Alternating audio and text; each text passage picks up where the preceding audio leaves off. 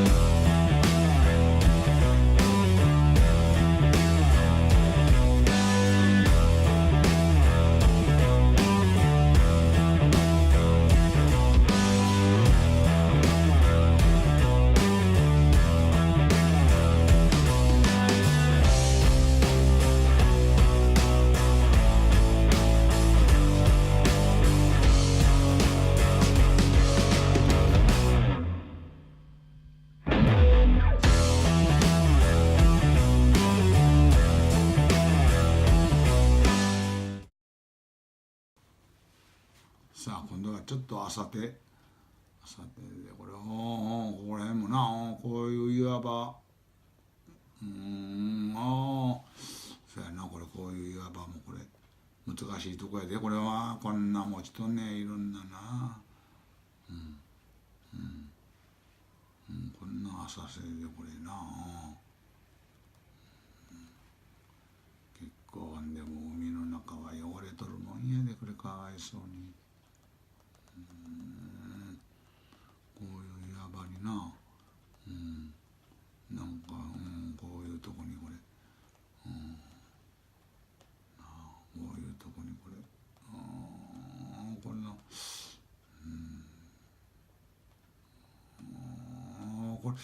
こういうなんかややこしのこれなんかややこしの見えたで今のはあれなんじゃあれ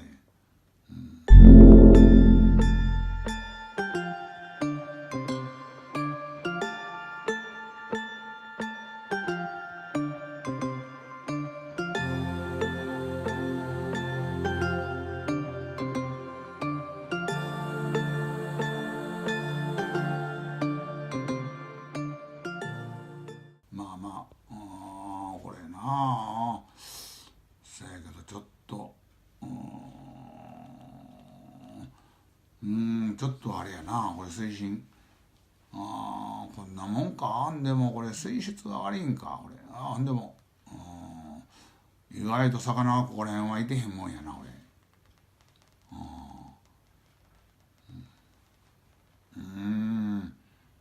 ちょっと見に行こう